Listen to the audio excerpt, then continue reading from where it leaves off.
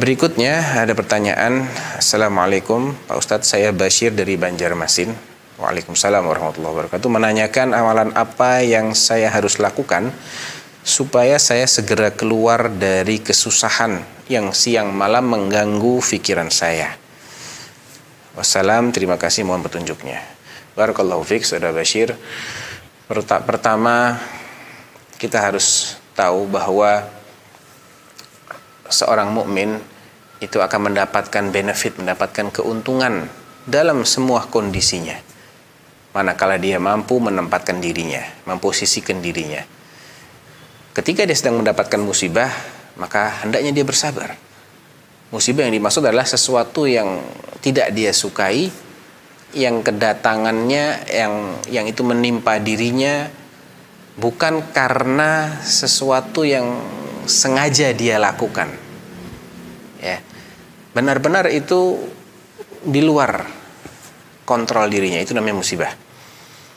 Kecelakaan, kecurian, sakit, kebakaran, banjir, kehilangan sesuatu, ditinggal mati orang yang dicintai, jatuh miskin, dipecat, dan semisalnya. Nah, ketika dia bersabar, dia akan mendapatkan pertama pahala di balik musibahnya. Yang kedua, dosa-dosanya akan berguguran. Oleh karena itu, yang dia harus lakukan adalah bagaimana musibah itu tidak menjadikan dia berputus asa dari rahmat Allah, dan perlu dia sadari bahwa musibah itu adalah ujian bagi keimanannya. Yang kedua, amalan yang bisa dilakukan adalah istighfar, karena Allah Subhanahu wa taala menjanjikan kekuatan bagi orang-orang yang beristighfar. Wa ya qaumi istaghfiru rabbakum thumma tubu ilaihi yursilis samaa'a 'alaikum midrara wa yazidkum quwwatan ila quwwatikum wa la tatawallaw mujrimin. Firman Allah mengutip himbauan Nabiullah Hud kepada kaumnya agar istaghfiru rabbakum thumma tubu ilaih, istighfarlah kalian, minta ampunlah kepada Allah dan bertaubatlah kepadanya. Niscaya Allah akan kirimkan hujan yang deras kepada kalian, dan Allah akan menambah kekuatan di atas kekuatan yang sekarang kalian miliki.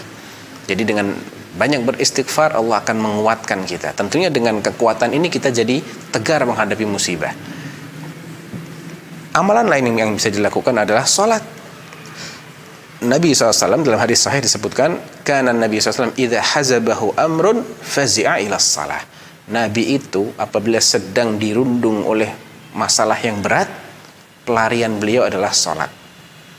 Allah berfirman, wasta'inu bis-sabri was-salah. Minta tolonglah kepada Allah melalui sabar dan sholat. Ketika sholat, ketika sujud, minta tolong kepada Allah agar Allah segera mengangkat beban musibah ini. Kemudian memperbanyak doa.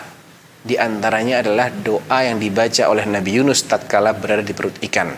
Sebagaimana di surah Al-Anbiya, Allah mengutip ucapan Nabi Yunus, wa dhannuni idh dhahaba mughadiban fa dhanna an lan naqdira alaih fanada fi dhulumati an la ilaha illa anta subhanaka inni kuntu minadh dhalimin. Ingatlah Nabi Yunus ketika dia lari meninggalkan kaumnya, membuat marah Allah, dan dia mengira Allah tidak akan menyempitkannya, dan akhirnya dia pun ditelan oleh ikan. Maka di dalam perut ikan, dalam keadaan masih hidup tapi di perut ikan, coba bayangkan betapa berat penderitaan Nabi Yunus di perut ikan dalam keadaan hidup. Sempitnya seperti apa, pengapnya seperti apa, sakitnya seperti apa, baunya seperti apa. Dia pun